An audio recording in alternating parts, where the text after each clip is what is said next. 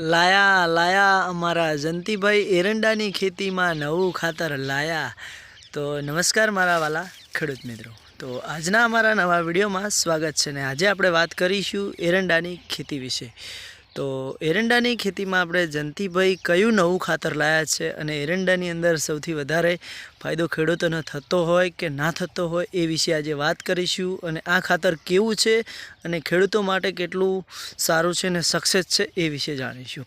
તો જો મારા વાલા ખેડૂત મિત્રો, આ છે આપણે જંતીભાઈના એરંડા અને આજે એમની મુલાકાતે આપણે આવી ગયા છીએ। તો જો કે એની માળો તો એકદમ જોરદાર છે અને આજે તમને અંદર બતાવવાનો છું હું માળો। તો ફાઇનલી આપણે ખેતરની અંદર પહોંચી ગયા છીએ ને જો એની માળો એકદમ ગઠ્ઠા ને ગઠ્ઠા છે, જોરદાર માળો બંધાવવામાં પણ આવી છે ને એરંડા સક્સેસ છે। તો હવે આપણે જાણીશું કે હવે જંતીભાઈ કયું ખાતર લાયા અને આ ખાતર કેવું છે ને એરંડાની ખેતી માટે અને ખેડૂતોને કેટલો ફાયદો છે। ને ખાતર તમે જુઓ એકદમ ના ખાલી એરંડાની માળો જુઓ વાલા ખેડૂત મિત્રો કે એની માળ કેવી બંધાય છે, એરંડાનો વિકાસ કેવો છે। તો ચાલો મિત્રો આજે આપણે વિડીયોને આગળ વધીશું ને સ્ટાર્ટ કરીશું। તો મારા બધા ખેડૂત મિત્રોને બે હાથ જોડીને નમ્ર વિનંતી છે કે અમારા વિડીયોની અંદર છેલ્લે સુધી રહે અને વિડીયો ગમે તો કમેન્ટ કરવાનું ના ભૂલે।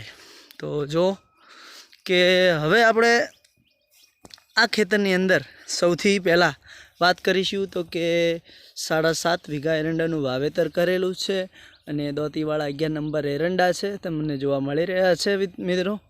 તો હવે કે ઓની અંદર કયા ખાતરનો ઉપયોગ કર્યો છે અને કયું નવું ખાતર લાવ્યું છે તો વાલા ખેડૂત મિત્રો જુઓ કે ઓની અંદર એ ખાતરનો ઉપયોગ કર્યો છે કે જે ગ્રો પ્લસ દાણેદાર જે ખાતર આવે છે અને કોટાસ જે દાણેદાર ખાતર આવે છે એ બંને મિક્સ કરી અને એમને જમીનની અંદર પાયામાં આપ્યું છે।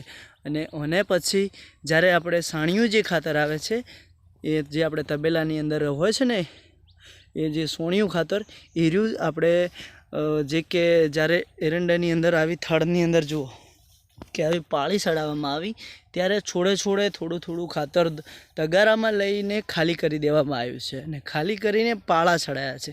એના કારણથી એરંડાએ વિકાસ સારો કર્યો છે, ઉતાર સારો છે। અને જુઓ કે આ છે અમારા જંતીભાઈના એરંડા। આવા ખેતરની અંદર હજુ 4 થી 5 ઢગલા પડ્યા છે, એમને એરંડા ઉતારવાનું કામકાજ ચાલુ કરી દીધું છે। જુઓ છેટેથી એરંડા કેવા લાગે છે। તો શું જંતીભાઈનું ખાતર સક્સેસ છે કે નથી તમે કમેન્ટ કરજો। અને આ એમની ખેતીવાડી છે જુઓ તો એરંડામાં એમને સારો ફાયદો છે। તો મારા બધા ખેડૂત મિત્રોને હું એટલું જ કહેવા માગું છું કે આપણે પણ આ ખાતરનો એકવાર ઉપયોગ કરવો જોઈએ। તો ચાલો મિત્રો આપણે દિલથી આગળ વધીને જાણીશું કે હવે કઈ રીતે ઉપયોગ કરવાનો। તો કે એ તમને જણાવ્યું છે કે કોટાસ દાણેદાર અને ગ્રો પ્લસ દાણેદાર ખાતર બંને મિક્સ કરી અને 40-45 દિવસના જ્યારે આપણા એરંડા થાય છે ત્યારે આપણે એને જમીનની અંદર પાયામાં આપવાનું રહેતું હોય છે। અને પછી તો કે પછી આગળ વધીને શું કરવાનું છે તો વાલા ખેડૂત મિત્રો જોયું તમે એરંડા તો જોયા જ છે, એની માળો કેવી છે અને પાયામાં એ ખાતર આપ્યા પછી જે આપણે સાણિયું જે ખાતર આવે છે એ એરંડા 2-3 મજૂર કરીને થડે થડે આપવામાં આવ્યું છે અને પછી એની ઉપર પાળા ચડાવી દેવામાં આવ્યા છે। અને એની રિઝલ્ટ આ તમારી સામે છે, એનું રિઝલ્ટ કેવું છે, જંતીભાઈને કેવા એરંડા છે, વિકાસ કેવો છે એ બધું તમારી સામે તમને જોવા મળી રહ્યું છે વાલા ખેડૂત મિત્રો। તો કમેન્ટ કરજો અને તમને વિડીયો કેવો લાગ્યો, જંતીભાઈનો ઉતાર કેવો છે, વીઘે 60-70 મણનો ઉતારો મળશે એવું મારું કેવું થાય છે। તો વિડીયો ગમે તો કમેન્ટ કરજો। જય કિસાન જય જવાન, નેક્સ્ટ વિડીયોમાં ફરી મળીશું।